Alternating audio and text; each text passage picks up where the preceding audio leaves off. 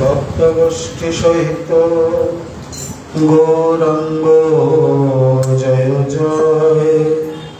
শুনিলে ভাগবত কথা ভক্তি লাভ।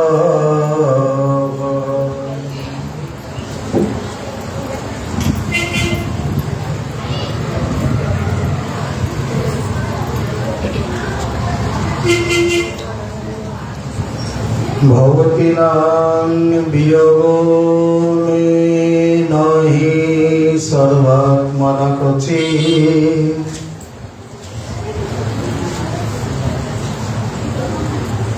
যথা ভূতানি ভূতেষু খং বায়ুর্জলম মহি।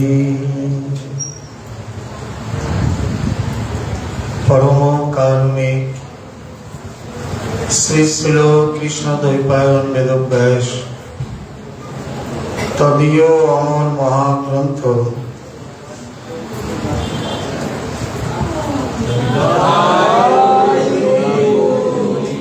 সর্ব বেদান্ত সার শ্রী শ্রী পুরাণ চক্রবর্তী শ্রীমদ্ ভাগবত মহাপুরাণে দশম স্কন্ধে 47তম অধ্যায়ে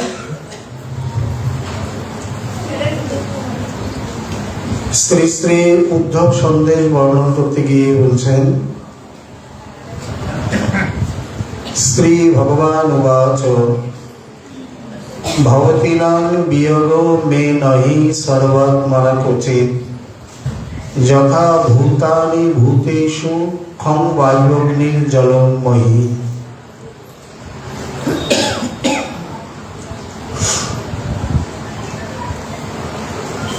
এই হচ্ছে মূল মুখ্য উদ্ধব সন্দেশ। মানে শ্রী মথুরানাথ তিনি ব্রজগোপীগণের জন্য যে সান্ত্বনা বাক্য পাঠিয়েছিলেন, শ্রী উদ্ধব মহাশয় শ্রী ভগবান উবাচ বলে তাকে বর্ণন করছেন। শ্রূয়তাং প্রিয় সন্দেশ। আপনারা আপনাদের প্রিয়তমের সন্দেশ বা কথা শ্রবণ করুন। তত্ত্ব অক্ষরে নেই বল। তিনি এতটাই সম্ভ্রম গৌরব ইত্যাদি প্রাপ্ত হয়েছেন যে একটু অদল বদল করে বলবেন বা নিজের মতো করে সাজিয়ে গুছিয়ে বলবেন, প্রথমে চিন্তা করেও পরে আর সেই সাহস বা সাধ্য তার হয়নি। এই জন্য তিনি ভাবলেন তার কথা আমরা সেইভাবেই বর্ণন করি, ওনারা যেভাবে বোঝার বুঝে নেবেন। কারণ যিনি পত্রবাহক তিনি কেবল ওপরের শিরোনাম দেখে, মানে কার নামে চিঠি বা কোথা থেকে এসছে এই পর্যন্তই, ভিতরের খবর বা ভিতরের সংবাদ তার অধিকারে থাকছে।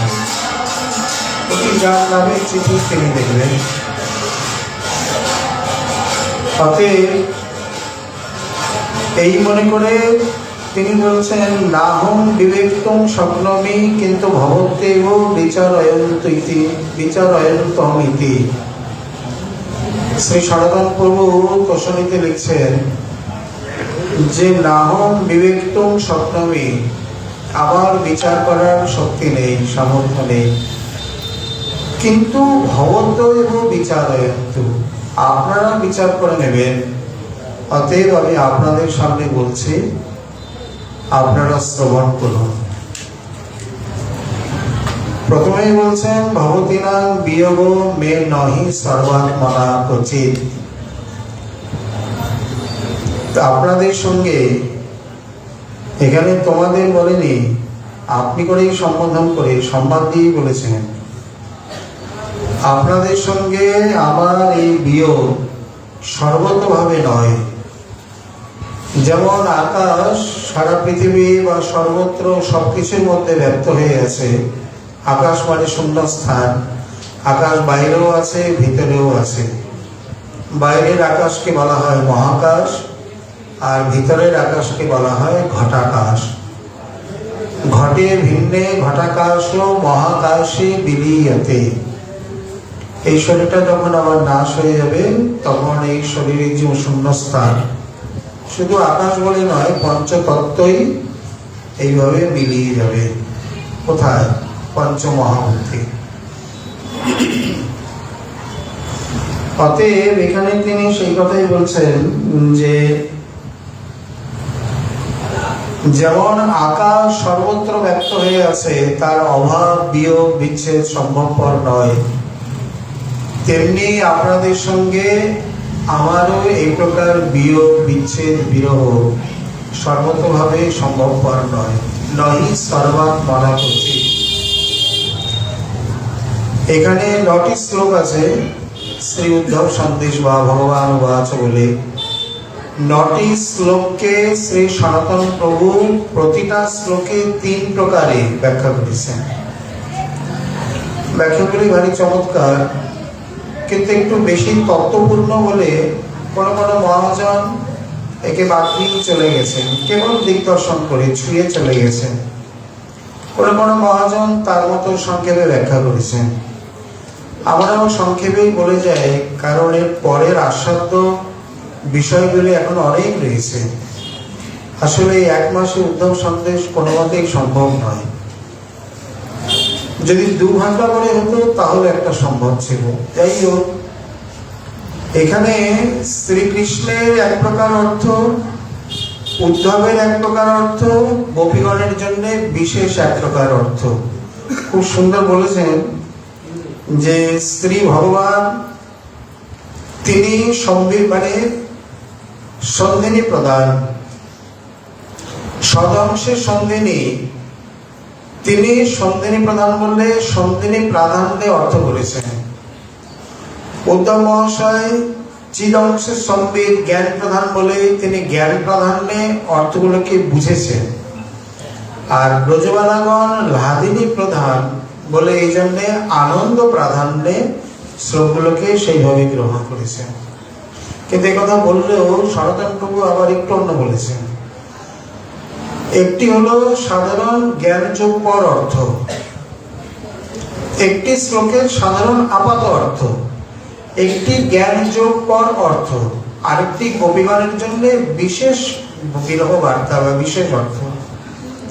গোপীগণ করেছে কি, জ্ঞানযোগ্যর অর্থটাকে নিয়ে টানাটানি করে উদ্ধবের সঙ্গে তর্কাতর্কিও করেছেন। মানে দোষটা তার ঘাড়ে, সামনে উদ্ধব আছে, অতএব উদ্ধবকেই শুনতে হয়েছে। আর তস্মিন তজ্জনে ভেদা ভাবা, নারদ ভক্তি সূত্রে যদি এই প্রকার হয়, ভগবানের ঐকান্তিক জানে কোনো ভেদ না থাকে, তাহলে ওই দুধকে বলা মানে প্রভুকে বলা, উদ্ধবকে বলা মানে কৃষ্ণকে বলা, একই কথা। ক্ষোভটা উগলাবে কোথায়? কোনো এক জায়গায় তো উগলাতে হবে, উদ্গীরণ করতে হবে। এই কথায় এই ভাবার্থই আবার শ্রীমৎ মহাপ্রভু রথাগ্রে নর্তনকালে একেবারে পরিষ্কার করে আস্বাদন করে গেছেন।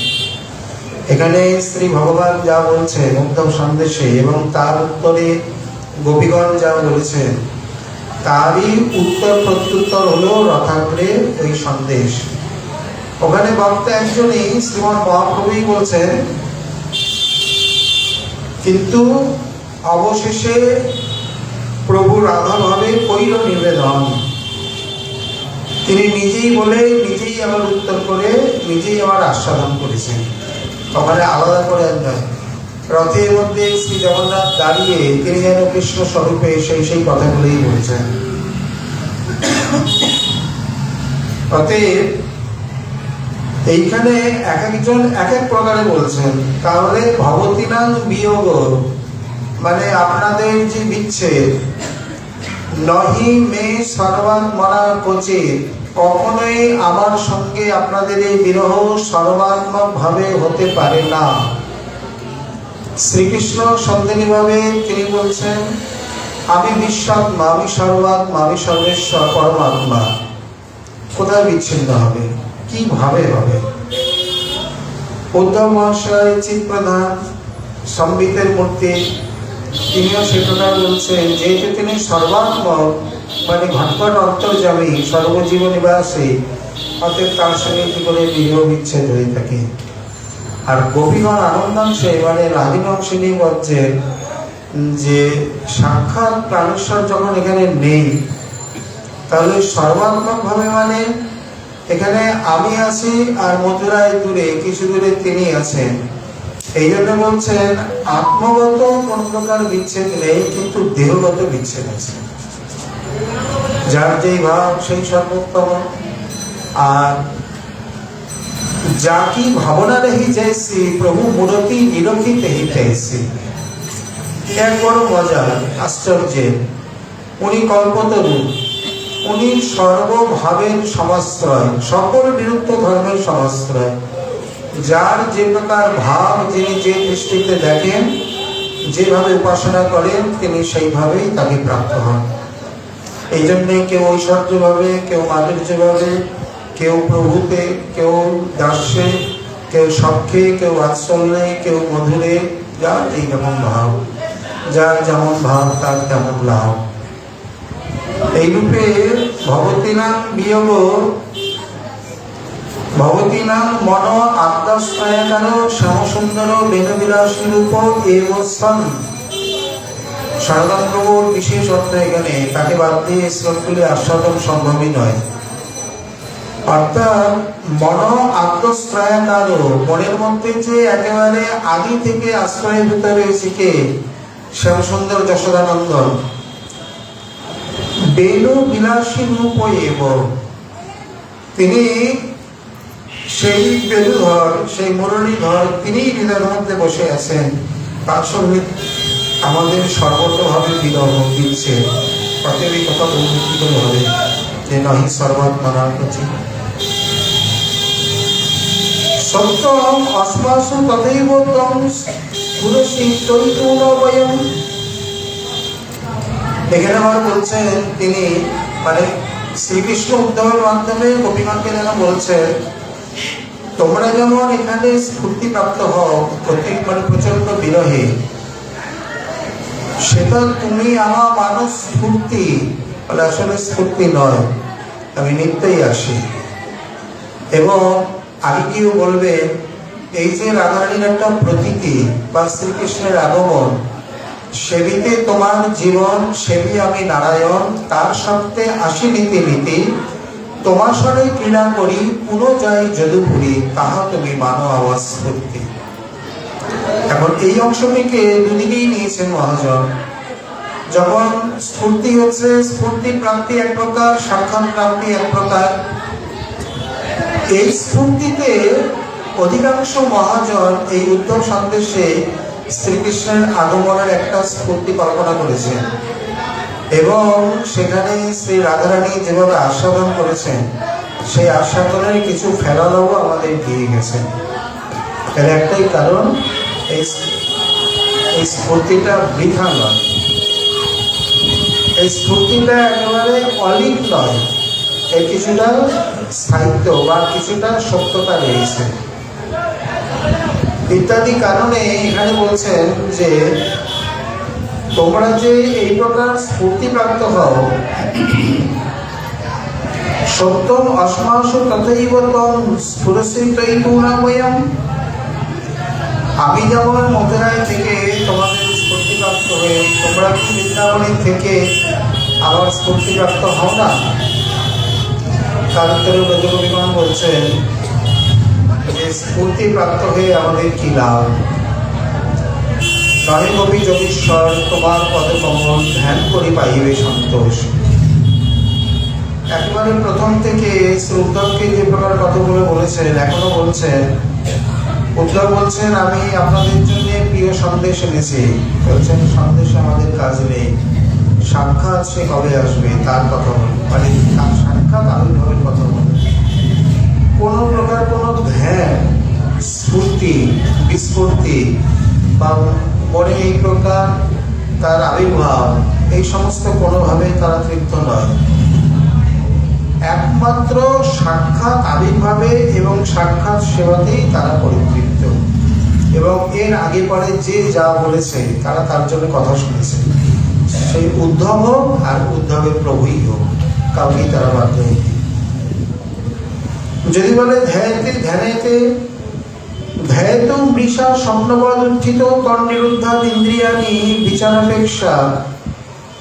অতএব যদি বলেন ধ্যানেতে, যেমন গোপকুমার গেলেন, তিনি বৈকুণ্ঠনাথকে সাক্ষাৎ আলিঙ্গন করতে গেছেন, সব বিষ্ণু পার্শ্বদগণ টেনে ধরেছেন, আরে গোপ শিশু কোথায় যাচ্ছ? কারণ ওনাকে আলিঙ্গন করবো, ওইভাবে নয়, এখানে দূর থেকে মনে মনে আলিঙ্গন করো, মনসা, মনে মনে আলিঙ্গন হয়, মনে মনে খেলে পেট ভরে। বলে হ্যাঁ, এখানে সাক্ষাতে প্রভুর সঙ্গে এইভাবে আলিঙ্গন করা যায় না, মনে মনে আলিঙ্গন করতে হবে। যেমনই উদ্ধব এই কথা বলছেন, তার তিনি কবিজন যেন বলছেন ধ্যায়তো মৃষা, ধ্যানটা মিথ্যা। একেবারে পুরো অষ্টাঙ্গ যোগের ধ্যান যে একটা অন্যতম অঙ্গ, সেই অঙ্গকে পুরো নস্যাৎ করে দিলেন। ধ্যান আর নিদ্রার মধ্যে পার্থক্য কি? নিদ্রা হচ্ছে তমসাচ্ছন্ন, তমগুণের বৃত্তি নিদ্রা, সেখানে অন্য কোনো সাধারণত চৈতন্য ইত্যাদি থাকে না, বিশেষ করে গাঢ় ঘুমে। আর ধ্যান হচ্ছে এই প্রকার একটা জাগ্রত নিদ্রা, মানে মনে হচ্ছে যেন নিদ্রাচ্ছন্ন হয়ে আছে, কিন্তু সমস্ত প্রকারের জ্ঞান ইত্যাদি রয়েছে। এই ধ্যান যখন আরো প্রগাঢ় হয়ে যায় বা সবিকল্প নির্বিকল্প সমাধিতে চলে যায়, তখন বাহ্য কোনো স্মৃতি থাকে না। এটি কিন্তু যোগীর জন্য, ভক্তের জন্য আবার একটু আলাদা। এই ধ্যান যখন আরো প্রগাঢ় হয়ে যায়, যেমন নবদ্বীপে সিদ্ধ চৈতন্যদাস বাবা মহারাজ, মহাপ্রভুকে কান্ত ভাব, ইনি একান্তে যখন বসে ভজন করতেন, কণ্ঠস্বর পর্যন্ত মহিলাদের মতো হয়ে যেত ভাবেতে। ইনি মিনি সমস্ত কথা, নাগরী ভাবের কথা। পরে এক দুর্বৃত্ত শুনে মনে করছেন এই বাবাজি ব্যভিচারী, রাত্রিবেলায় অবৈধ স্ত্রী সঙ্গীত ইত্যাদি করছেন। দরজা ভেঙে ভিতরে গিয়ে দেখেন যে প্রকার জ্যোতির্ময় মূর্তি ধ্যানস্থ হয়ে রেখেছে। তা দেখেও তার দুর্বৃত্ত মন শান্ত হলো না। বাবাকে সুই বা সেপ্টেমিন ইত্যাদি দিয়ে কিছু ফুটিয়ে মানে দেখতে লাগলেন যে বাবা সত্যিই ধ্যানমগ্ন, নাকি তার ঢং মেকি। পরবর্তী হলো তাই এমন ঘোর জ্বরে পড়ল, জ্বরের ঘরে কেবল বাবাজি মহারাজ আমাকে ক্ষমা করুন, বাবা আমি বুঝতে পারিনি, বাবা আমাকে ক্ষমা করুন, বাবা। শুধু এই একই কথা, লোকজন বুঝতে পারছে না কোন বাবাজি মহারাজ। পরে গিয়ে অনেক অনুসন্ধান করে বাবার কাছে ক্ষমা প্রার্থনা করলে তার চরণ জল নিয়ে তবে তিনি এই জ্বরের হাতটা ইত্যাদি থেকে রক্ষা পান, এবং পরে বাবার ভক্তই হয়ে গিয়েছিলেন।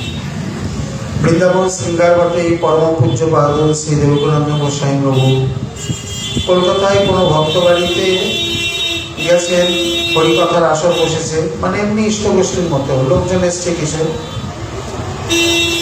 এক ওই রকম কাকি যুবক, একে তো কলকাতা নাস্তিকের দেশ বলে, তারপর সেইখানে কথা বলতে বলতে উনি একটা আবিষ্ট হয়ে যান। এও এমন দুর্বৃত্ত করেছেন কি সেন্টিমেন্ট নিয়ে তার পিছন দিয়ে তাকে বিদ্ধ করেছেন। কেউ বুঝে না, কেউ কিন্তু কোনোই কিছু বুঝতে পারেনি। এত বড় অপমান, এত বড় অমর্যাদা, অত্যাচার নিকাই চাপ ছাড়বে? পরের দিন এমন ঘোর জ্বর, সে তো জ্বরের ঘরে কেবল গোসাইজি ক্ষমা করুন, গোসাইজি ক্ষমা করুন বলে চলেছে। আর তার মা বাবাকে নিতাই চাঁদ দর্শন দিলেন। বাস্তবিক নিতাই চাঁদের রোষ কষায়িত নেত্রকে দেখেছে। নিতাই চাঁদ তো ক্ষমার মূর্তি, করুণার মূর্তি, করুণা অবতারও, কিন্তু এমন রোজ দৃষ্টিতে তাকিয়ে বলছে তোর ছেলেকে নিয়ে গিয়ে ক্ষমা চা, তা নয় তোদের বংশ ধ্বংস করে দেবে। এমন ভাবে মাতা পিতা ভয় পেয়েছেন, ছেলেকে নিয়ে খুঁজতে খুঁজতে প্রভুর কাছে গেলেন। উনি বললেন আমি তো কিছুই জানি না, আমার শরীরে তো কোনো ক্ষত বিক্ষত কিছুই নেই। বললেন হ্যাঁ বাবা করেছে। পুনঃ পুনঃ ক্ষমা প্রার্থনা করে সাষ্টাঙ্গ দণ্ডবত চরণামণি ইত্যাদি নিয়ে তারপরে জয়রাদি থেকে মুক্ত হন এবং সকলে মিলে প্রভুর চরণাশ্রয় করে। এইখানে যে ভাবাবেশগুলি দেখা যাচ্ছে, এগুলি কিন্তু নির্বিকল্প সমাধি নয়, অথচ তাদের বাহ্য স্মৃতিও নেই।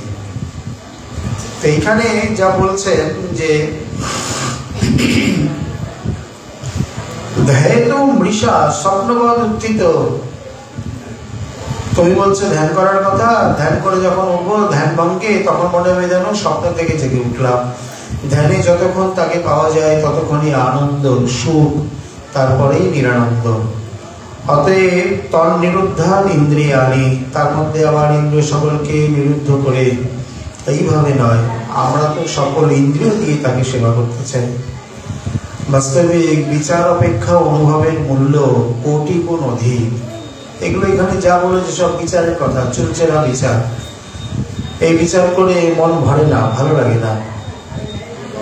যস্তু অহং ভবতিনাং বৈ দূরে বর্তে প্রিয় দৃশাং মনস সন্নিকর্ষার্থং মদন ধন কাম্যয়া। যদি বলা যায় আমিও তো দূরে আছি, যস্তু অহং ভবতিনাং বৈ দূরে বর্তে, তোমরা যেমন দূরে বৃন্দাবনে আছো, আমিও তো দূরে প্রকার মথুরাতে আছি, তাহলে প্রিয় দৃশাং মনস সন্নিকর্ষার্থং মদন ধ্যান কাম্যয়া, এখানে আমিও তোমাদের জন্যে, তোমাদের প্রাপ্ত হওয়ার জন্য ধ্যান করি। এই কথা বলতে বলতে একটা মস্ত বড় রহস্য এখানে মানে প্রকাশিত হয়ে পড়েছে। তাহলে কি? কেবলং বর্তে নত সুখেন স্মৃতি চেতসি সদৈব লজ্জা জায়তে ইতি। তাহলে গোপীগণ পাল্টা প্রশ্ন করছে যে তুমিও এত দূরে কেন? তুমি নন্দবাবাকে বলেছিলে যাদবগণের একটু হিত আচরণ করে আমি চলে আসবো, কংস মারা গেছে, যাদবগণের হিত আচরণ হয়েছে, তাহলে তুমি আসো বা মাঝে মধ্যে এসে আমাদের দেখা দাও। বলছেন না, সেটা আমি করতে পারি না। বলে কেন? না প্রিয়নু ধ্যান বিবর্ধয়া, বা আমার ভক্তের যে প্রেম ভাব, সেই প্রেম ভাব বিবর্ধনায়, আমি যদি কাছে চলে যাই তাহলে সেই প্রেমভাব বিবর্ধন হবে না। তার মানে কথা বলার তাৎপর্য হলো এই রাশি যা বলেছেন এখানেও তাই। ভজাম্য মীষা মনোবৃত্তি বৃত্তয়ে যথা দরিদ্র লব্ধ ধনে বিনষ্টে। তোমরা যে আগে আগে গেছো, পায়ে কাটা ফুটেছে? বলে না, ওই তো আমি আগে ঝাড়ু দিয়ে যাচ্ছিলাম। তো ঝাড়ু দিয়ে যাচ্ছিলে, দেখা দাওনি কেন? বলে দেখা দিলে তোমাদের এই যে আরতি, উৎকণ্ঠা, চোখের জল, এগুলো তো আর থাকতো না। বলে অন্যকে কাঁদিয়ে ভালো লাগে? বলে ভালো লাগে না ঠিকই, এইখানে যে কথা বলছেন এটাই সত্য। আমি তোমাদের সামনে আসিনি তোমাদের প্রেমভাব বর্ধনের জন্যে, তোমাদেরকে আমার সামনে, প্রথমে আমরা ভূমিবাবুকে যে বলেছিলাম উনি না আসতে পারেন, উনি তো ব্রজবাসীগণকে মথুরায় নিয়ে রাখতে পারেন পাশাপাশি। বলে তাই সেই প্রশ্নের উত্তর এইখানে দিচ্ছে যে তোমাদেরকেও কাছে আনিনি, তোমাদেরকে আনিনি অন্য কারণে, কারণ তোমরা ব্রজবাসী, মাধুর্যনিষ্ঠ, ব্রজের বাইরে তোমরা সুখ পাবে না, এই ভাব দিয়ে তোমাদের হৃদয়কে ভরিয়ে রেখেছে। তাহলে তোমরা ছুটে আমার কাছে চলে আসছে। তাতে কি হতো? তোমাদের এই বিরহ বাষ্প যদি কোথা দিয়ে বেরোতে না পারে তাহলে কি হয়? ধীরে ধীরে ফুলতে থাকে, চাপ সৃষ্টি হয়, শক্তিতে পরিণত হয়, এবং সেই শক্তি কত যে অঘটন ঘটায় তার কোনো ঠিক ঠিকানা নেই।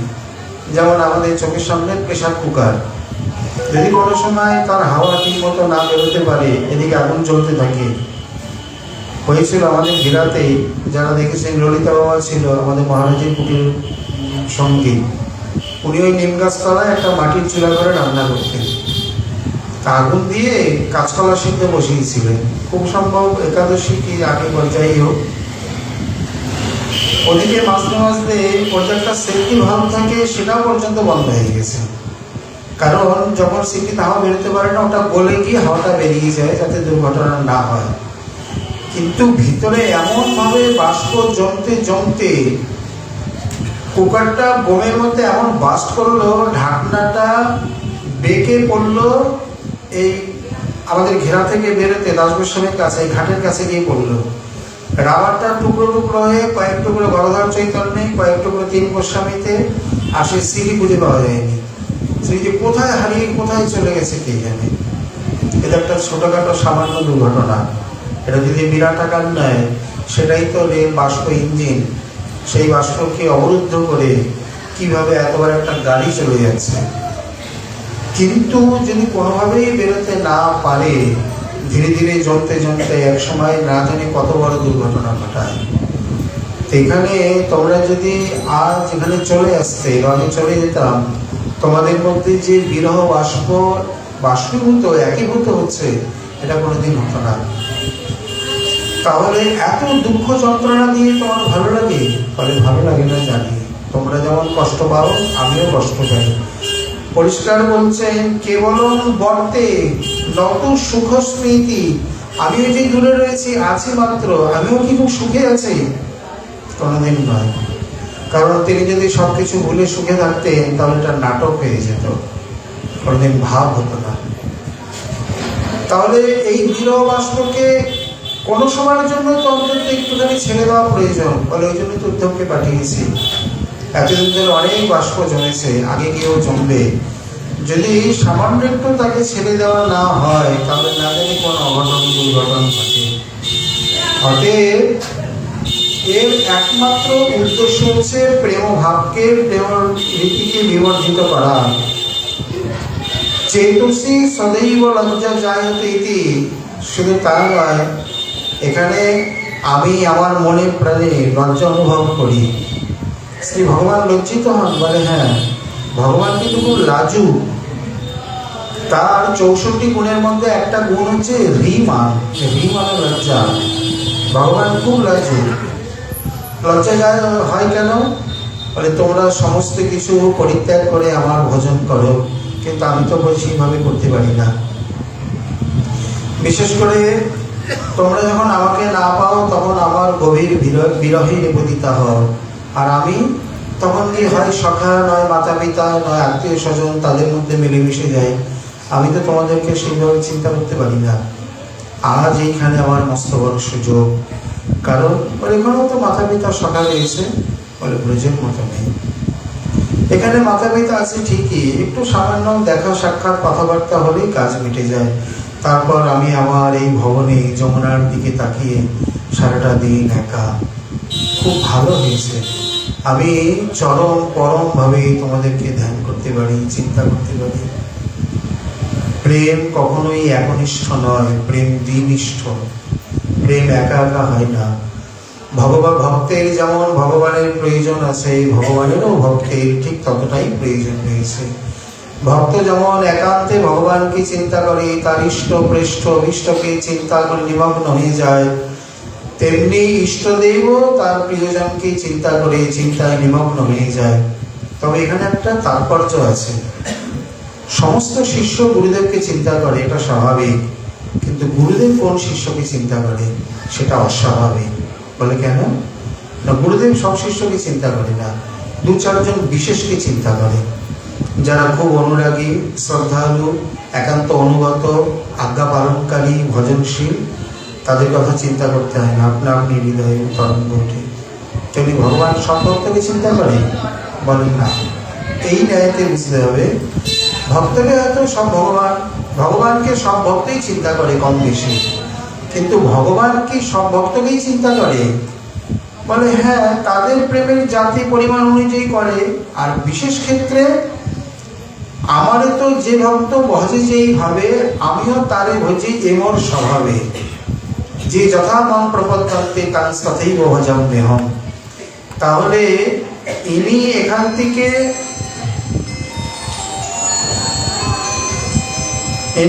থেকে যে পরিমাণে চিন্তা করছেন, যে পরিমাণে তার হৃদয়ে তরঙ্গ বা ঝঙ্কার উঠছে, সেই পরিমাণে উনিও সেইখান থেকে ওনাকে চিন্তা করছেন। এক বড় ভজন জগতে মানে মজার কথা এবং রহস্যের কথা। যারা মনে হাউতাস করেন, যাদের মধ্যে উৎকণ্ঠাই কেবল হতাশায় ভরা, সত্যি কি আমার ভজন হচ্ছে, তিনি কি সেবা নিচ্ছেন, গর্ব করা উচিত নয়, কিন্তু হতাশাও নিয়ে আসা উচিত নয়। যেমন নন্দগ্রামের সিদ্ধ বহুদাস বাবা, তিনি যে 4-5 বছর ধরে মালা গেঁথে দিচ্ছেন, উনি তো জানেন না প্রতিদিনের মালাই নন্দলালা গ্রহণ করছেন।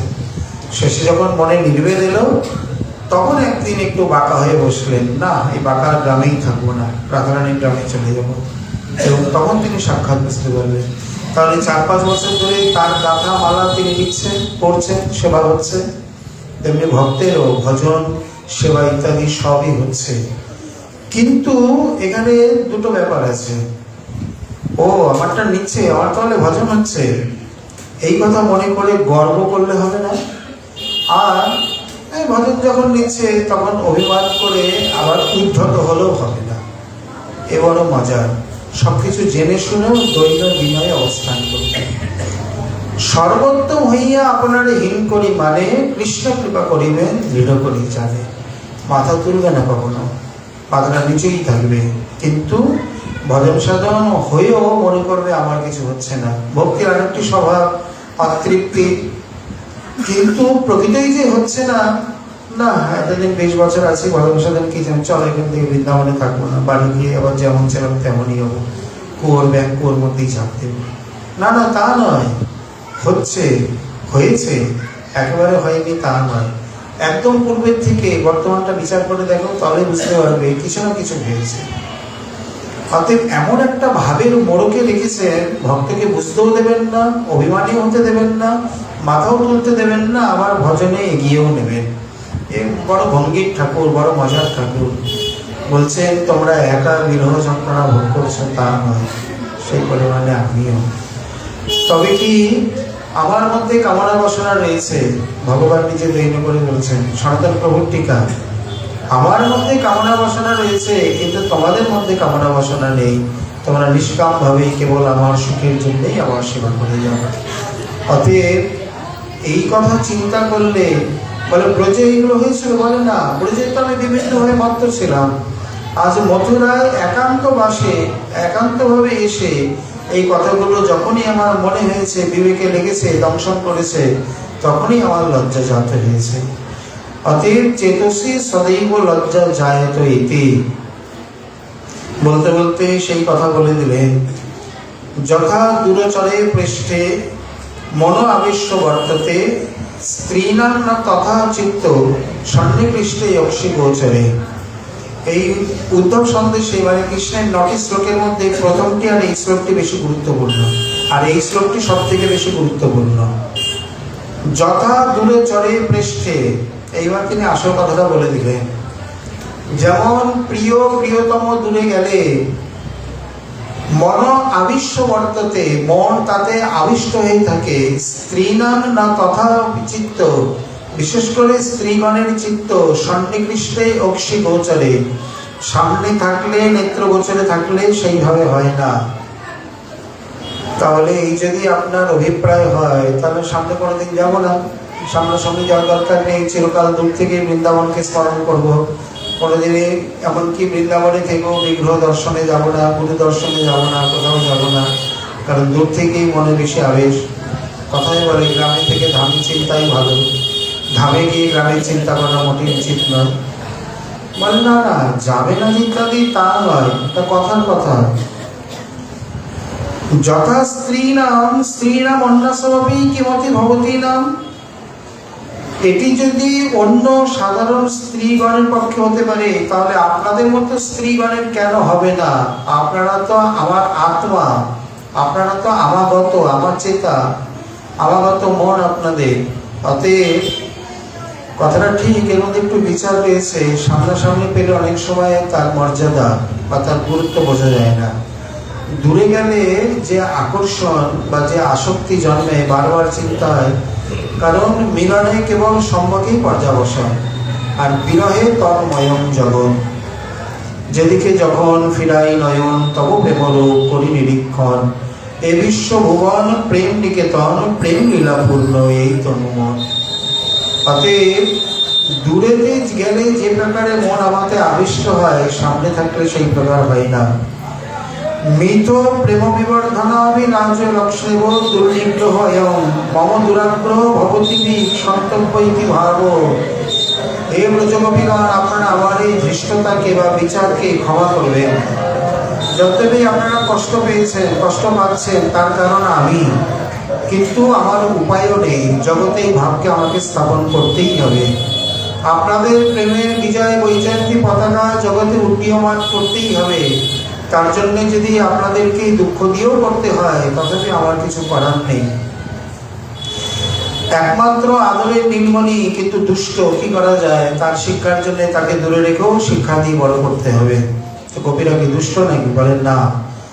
এখানে আমি সামনে থাকলে যে ভাবটা প্রকাশিত না হচ্ছে বা যে মহিমা স্থাপিত না হচ্ছে, যদি আমার দূরে গিয়ে সেটা হয়, তাহলে আমাকে দূরে গিয়েই করতে হবে।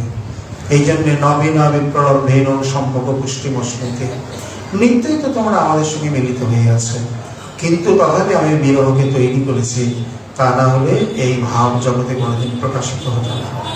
অতএব এক লীলায় করে প্রভু কার্য 5-7, এর মধ্যে অনেক অনেক ভাব রয়েছে। শেষে গিয়ে বলছেন, ময়্যা বিশ্ব মনো কৃষ্ণে বিমুক্ত শেষ বৃত্তিজ অনুস্মরন্ত মান নিত্যম অচিরান মম ভবিষ্যৎ। চিন্তা করো না, এই বিরহের এই সাগরের পরপারে এসে গেছে, প্রায় 2-4 দিনের মধ্যেই তোমার আমার মিলন হবে, কেউ প্রতিরোধ করতে পারবে না।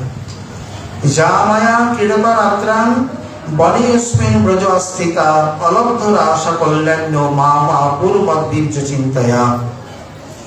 এখানে বলছেন কল্যাণ্য ইতি সম্বদ্ধ ভবত্যস্ত সাক্ষাদেব প্রাপসন্তি নত জহুর গুণময় দেহমিতি রিত্যেতি ব্যঞ্জিতম। হে কল্যাণী, হে কল্যাণীগণ, অচিরাতে তোমাদের আমার সেই যে রাসলীলা, সেই মধুর রজনী, অতি অবশ্যই আমরা আবার মিলিত হব সেই রাস রজনীতে, সেই মধু আস্বাদনে। এখানে ব্রজকবিগণ বলছেন, ওই যে ওই রকম মিলিত হবো নাকি ধ্যানের দ্বারা? পদে পদে প্রশ্ন, সব সনাতন প্রভু প্রশ্ন। ওখানে একটা শ্লোক আছে, জহুর গুণময় দেহম সত্য প্রক্ষীণ বন্ধনা।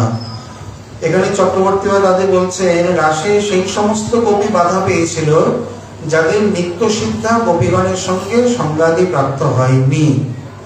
তখন তারা করলেন কি, গোপীগণ কোনোদিন গুণময়ী নয়, বল্লভাচার্য যতই বলুক গোপী 3 প্রকারের, সত্য রজ তম ইতি, কোথাকার ব্যাখ্যা জানি না, যেখানে নির্গুণ স্বরূপা তাদের বলছেন গুণময়ী।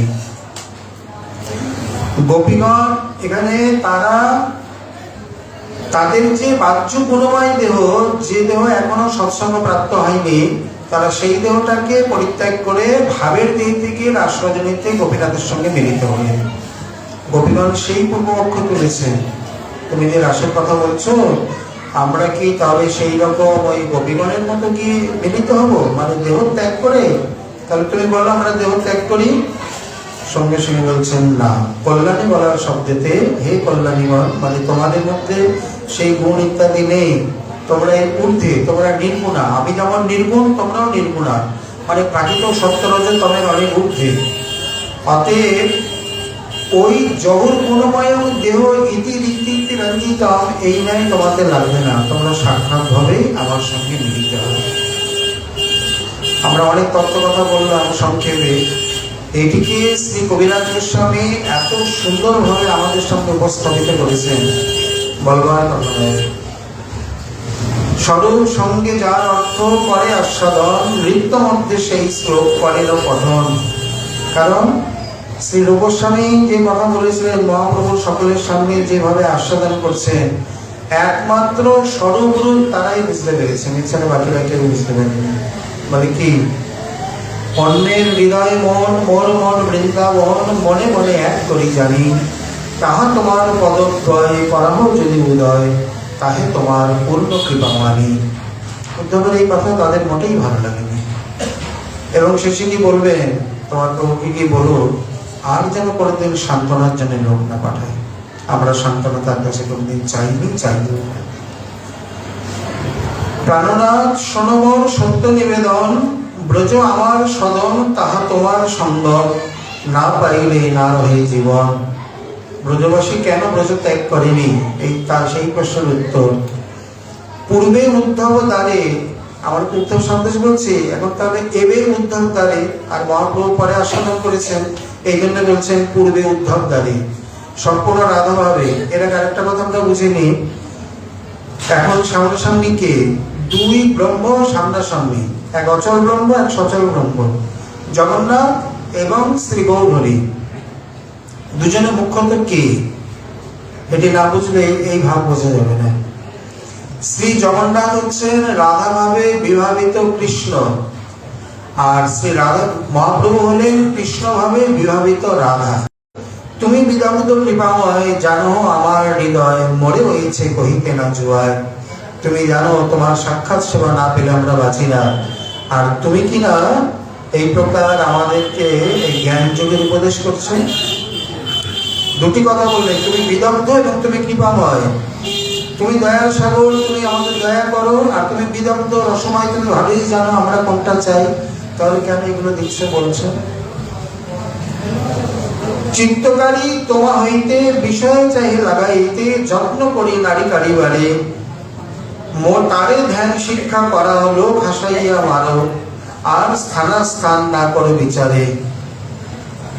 যেখানে আমি তোমার থেকে আমার মন প্রাণকে এক ত্রুটিকালের লবকালের জন্য আমি অন্যত্র নিতে পারি না, আর তাকে তুমি জ্ঞানযোগ শিক্ষা করো, এটা লোক হাসানো ছাড়া আর কি? অতএব তোমার এটা শোভা পায়? শুধু তাই নয়, নহে কবি যোগীশ্বর তোমার পদকমল, ধ্যান করি পাইবে সন্তোষ। তোমার বাক্য পরিপাটি, তার মধ্যে কুটিনাটি, আর যাহা শুনি গভীর বাড়ে আরো রোষ। কুটিনাটি কোনগুলো? ওই যে তুমি আমি সর্বাত্মনা সর্বেশ্বর ধ্যান করে আমাকে পাবে, এইগুলো হচ্ছে কুটিনাটি। এগুলো শুনলে গভীর যাওয়া বাড়ে। বলে কেন? আরে যেখানে আমরা একাত্ম, কে কাকে ধ্যান করবে বলো তো? তুমি ধ্যানের কথা তুলছো এখানে। আর আমরা প্রেমেতে তোমার সেবন করি, তাহলে তুমি তো যোগমার্গকে মানে প্রদান করে যাচ্ছ। এই কথা তোমার মুখে শোভা পায়? ভগবান কি পণ্ডিত, কবিগণ তার থেকে অধিক পণ্ডিত। পদে পদে তাকে পরাস্ত করেছে, কথায় বাক্যে যুক্তিতে সমস্ত দিক দিয়ে। শুনিব দেহ স্মৃতি নাহি যার, সংসার তো কাহা তার, তাহা হইতে না চায় উদ্ধার। বিরহ সমুদ্র জলে কাম তিমিন গিলে গিলে, গোপীগণে লহ তার পার। এই বাণীতে এত তত্ত্ব কথা রয়েছে। নহে গোপী যোগী দেহ স্মৃতি নাহি যার, সংসার কোপ কাহা তার। তাহলে সংসারী কে? যার দেহ স্মৃতি আছে সেই সংসারী, আর যার দেহ স্মৃতি দেহ আবেশ নেই সে সংসারী থেকেও সংসারী নয়। গোপীগণ তো রঙিন কাপড়ে সন্ন্যাসিনী, গৃহে থাকলে কি হবে? তারা সংসারী নয়। হ্যাঁ, যদি কৃপা করতেই হয়, কাম তিমিং গিলে গিলে, বড় কামরূপী তিমি, মানে তোমার প্রেম সেবারূপী তিমি আমাদেরকে গ্রাস করে নিয়েছে। যদি কৃপা করতেই হয়, এই বিরহ সাগরের পারে নাও, মানে এসে সাক্ষাৎ সেবা দান করো।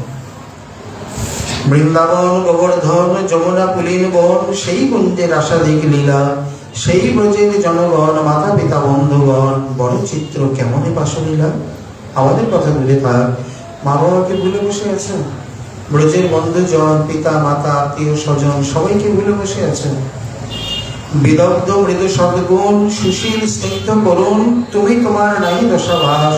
তবে যে তোমার মন নাহি স্মরে ব্রজজন, সে আমার দুর্দৈব বিলাস। ভাবে কত তরঙ্গ, একবার দোষারোপ করলেন, আবার বলছেন না না, তুমি বিদগ্ধ, তুমি মৃদু, তুমি সদ্গুণী, তুমি সুশীল স্নিগ্ধ করুণ। তারপরেও যে তোমার ব্রজ বৃন্দাবন স্মরণ হয় না, এটা তোমার দোষ নয়, এটা আমারই দুর্দৈব। আমাদের কথা যে স্মরণে আসে না, এটা আমারই দুর্দৈব। নাগনি আপন দুঃখ দেখি ব্রজেশ্বরী মুখ, ব্রজজনের হৃদয়ে বিদরে। কিবা মার ব্রজবাসী, কিবা জিয়াও ব্রজে আসি, কেন জিয়াও দুঃখ সইবারে। নিজেদের কথা নয়, গাম্ভীর্যে, এখানে গাম্ভীর্য, চাপল্য আর নেই। পিতামাতার কথা বলছেন, আমাদের কথা বাদ দাও। যে ব্রজরানী, যে ব্রজেশ্বর তোমার বদন না দেখে থাকতে পারে না, তাকে এই প্রকার দুঃখ সাগরে ফেলে রেখেছ। তুমি ব্রজের জীবন, ব্রজের প্রাণধন, তুমি সকল ব্রজের সম্পদ। কৃপাত্র তোমার মন, আসি জিয়াও ব্রজজন, ব্রজে হৃদয় করাও নিজ পদ।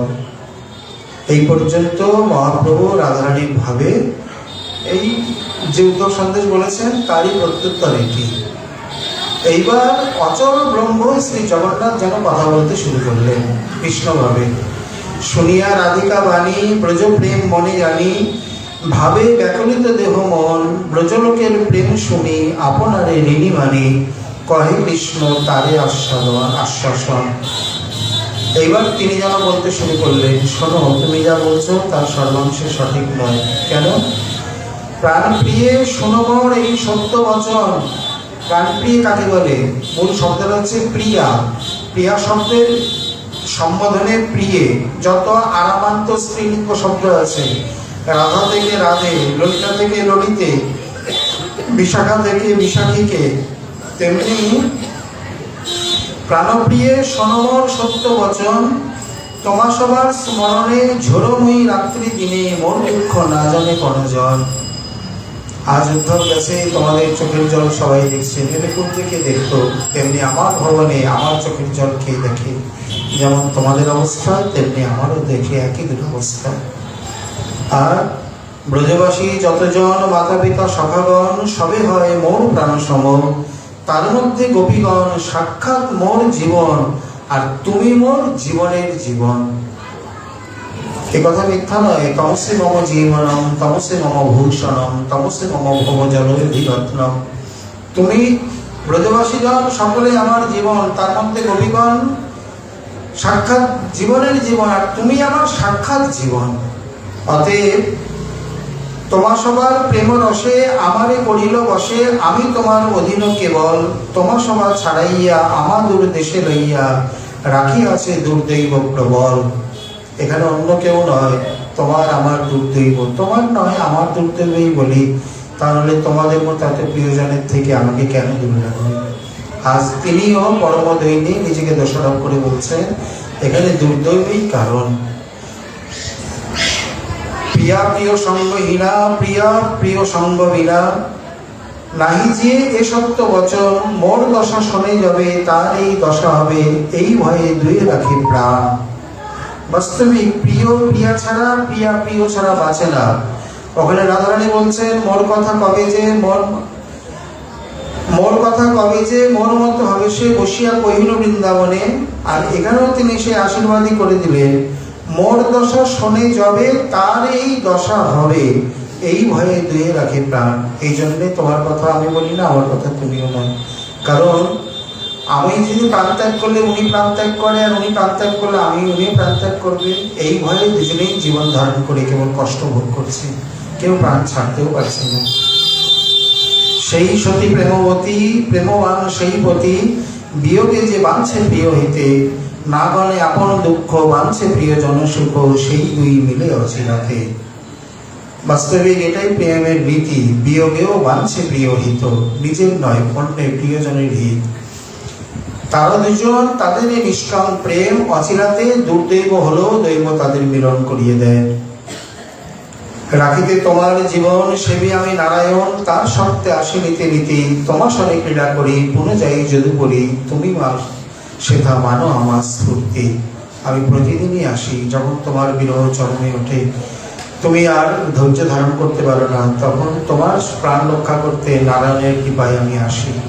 এখানে মাঝখানে বলার বলা, উনি নিজেই তো নারায়ণ, নিজেই কৃপা করে আসেন। কিন্তু তোমার সঙ্গে যখন কি কুঞ্জ ক্রীড়াবি করে চলে যায়, তারপরে তুমি যখন বাচ্চে আসো, তখন তুমি আমাকে স্ফূর্তি বলে মনে করো। এটা সব ভক্তেরই হয়। মহাপ্রভু বলছেন এই তো পৌষ মাসে গিয়ে তার পিঠাপান আমি খেয়ে এলাম, কিন্তু তিনি মনে করলেন আমার স্ফূর্তি। শিবানন্দ তুমি গিয়ে মাকে বলো আমি সত্যি ভোজন করে এসেছি, এটা স্ফূর্তি নয়।